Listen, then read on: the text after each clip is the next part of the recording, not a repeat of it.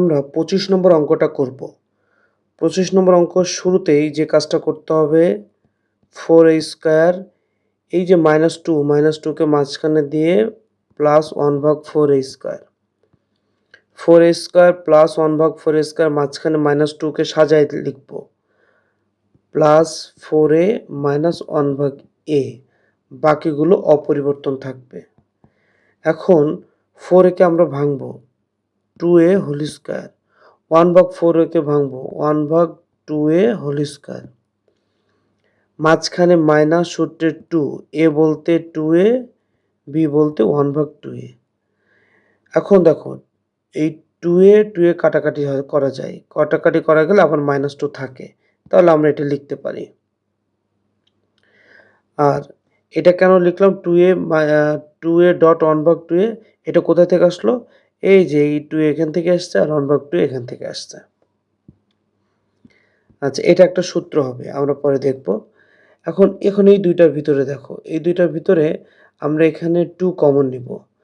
তো 4 থেকে 2 যদি কমন নিই থাকে 2a মাইনাস, দেখো 1/a এর মধ্যে 2 নেই, বাট আমরা এটা জোর করে যেহেতু কমন নিয়েছি তাহলে আমরা এটা 2 এখানে একটা অ্যাড করব, তারপরে কমন নিব। দেখো এটা তুমি উল্টা গুণ করো, দেখো মিলে যাবে। 2 দোকানে 4-এ 2 আর 1/2 কাটাকাটি করলে 2 ভ্যানিশ 1/a। আচ্ছা, এটা করার একটা কারণ আছে, এটা পরে বলছি। এখন দেখো এটা একটা সূত্র হয়, 2 কে যদি a ধরো তাহলে a স্কয়ার মাইনাস 2, 2 কে যদি a ধরো আর 1/2 কে যদি b ধরো প্লাস b স্কয়ার, তাহলে এটা একটা সূত্র হয়। সূত্রটা হলো a মাইনাস b, a বলতে 2a, b বলতে 1/2a, তাহলে a minus b whole square plus 2 into 2a minus 1/2a, পাশে এটা থেকে যাবে। আচ্ছা, এইরকমভাবে কমন নেওয়ার কারণ হলো 2 কমন নিয়ে 2a মাইনাস 1/2 নেওয়ার কারণ হলো পাশে এরকমভাবে 2a মাইনাস 1/2 হোল স্কয়ার আসবে, এটার সাথে মেলানোর জন্য আর কি। এখন দেখো